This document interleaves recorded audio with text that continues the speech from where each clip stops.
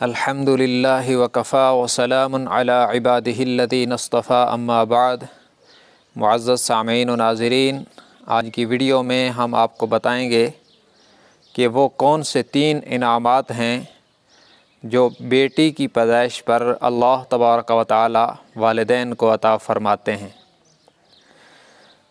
معزز سامعین، یہ بات ذہن میں رکھیں کہ حضور اکرم صلی اللہ علیہ وسلم نے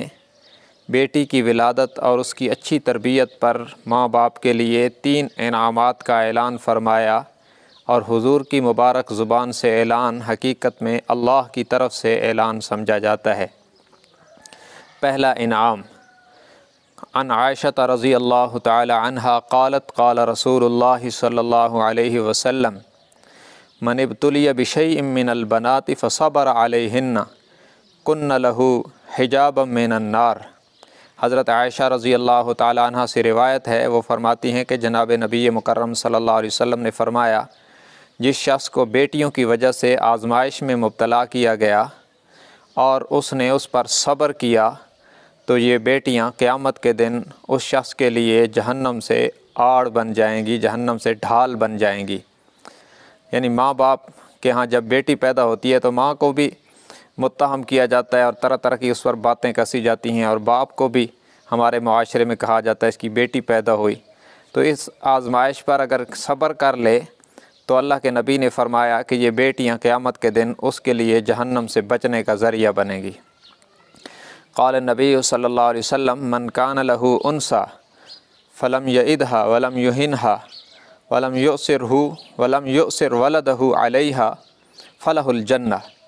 حضور اکرم صلی اللہ علیہ وسلم نے فرمایا، جس شخص کی بیٹی پیدا ہوئی اور اس نے اس کو زندہ درگور نہیں کیا اور اس کے ساتھ اچھا سلوک کیا، برا سلوک نہیں کیا، اور بیٹوں کو اس پر ترجیح نہیں دی، تو فرمایا اس کے لیے جنت یقینی ہے۔ اسی طرح حضرت عائشہ رضی اللہ تعالیٰ عنہ فرماتی ہیں، جاءتنی مسکینۃ تحمل ابنتین لہا،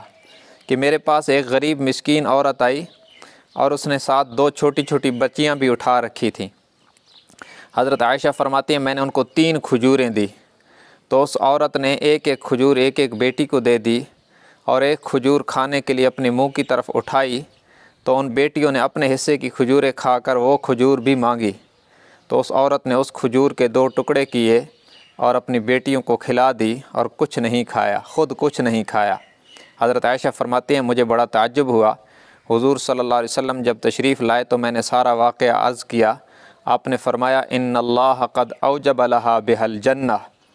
کہ اس عمل کی وجہ سے اللہ نے اس عورت پر جنت واجب کر دی ہے۔ تو بیٹی کی پیدائش پر والدین کو جہنم سے آزادی بھی ملے گی، جنت کا داخلہ بھی ملے گا۔ ایک اور روایت سنیں، آپ صلی اللہ علیہ وسلم نے فرمایا من عال جاریتین حتی تبلغ جاء یوم القیامت انا وہو فضم اصابعہ۔ آپ نے فرمایا جس شخص نے 2 بیٹیوں کی تربیت کی یہاں تک کہ وہ بالغ ہو گئیں اور ان کا اچھی جگہ نکاح کر دیا، فرمایا قیامت کے دن وہ اور میں ایسے ہوں گے جیسے یہ 2 انگلیاں ہیں۔ یعنی بیٹیوں کی اچھی تربیت کی برکت سے قیامت کے دن حضور اکرم صلی اللہ علیہ وسلم کا ساتھ ملے گا۔ اسی طرح آپ صلی اللہ علیہ وسلم نے فرمایا من لہو ثلاث بنات، جس کے لیے 3 بیٹیاں ہوں اور فعالہن وآواہن وکفاہن وجبت لہ الجنہ، کہ وہ ان کی اچھی تربیت کرے،